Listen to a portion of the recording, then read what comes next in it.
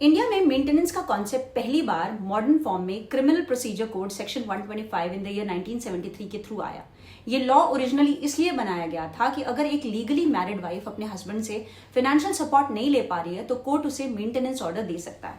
इसी प्रोविजन को personal laws के साथ इंटीग्रेट किया गया in the Hindu marriage act 1955, maintenance and alimony provisions for Hindus. Muslim personal law, इसमें maintenance under Muslim women, protection of rights on divorce act 1986 और special marriage act, इसमें maintenance rights for interfaith couples भी लाया गया। अब इसमें point two note ये है कि मेंटेनेंस का मकसद सर्वाइवल सपोर्ट देना होता है, ना कि लग्जरी क्रिएट करना। लॉ का असली पर्पस बेसिक डिग्निटी और लिविंग स्टैंडर्ड मेंटेन करना है।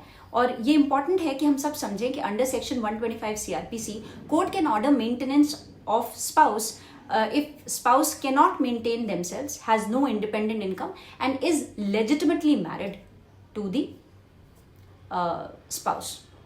अब इसमें डेफिनेशन में spouse includes wife, husband, children and parents. इसमें नो फॉल्ट रिक्वायर्ड है, मतलब आपको प्रूफ नहीं करना होता कि हस्बैंड ने गलत किया है, बस नीड ऑफ मेंटेनेंस बतानी होती है।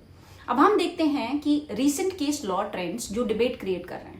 In the last few years कुछ कोर्ट्स ने कहा है कि वाइफ अगर एजुकेटेड है, केपेबल ऑफ वर्किंग है, तो कोर्ट ने मेंटेनेंस या तो रिड्यूस किया है या डिनाई किया है।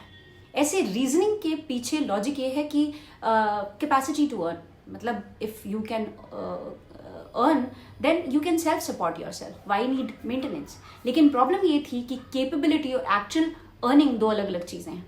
सुप्रीम कोर्ट ने एक रीसेंट लैंडमार्क जजमेंट में 2022 में ये बोला, एक डिटेल गाइडलाइंस दिए on how to calculate maintenance, how to assess earning capacity of the individual and how to consider financial disclosures.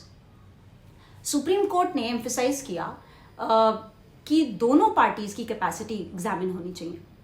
लेकिन इस रूलिंग का मिसयूज होने लगा कुछ केसेस में, और एक तरीके का आर्ग्यूमेंट बन गया कि if wife can work so no maintenance is required. Some high courts like Bombay, Punjab, Haryana, उन्होंने एम्प्लॉयबिलिटी को फैक्टर मान लिया मेंटेनेंस डिसाइड करने के लिए। इससे ये इफेक्ट हुआ कि कोर्ट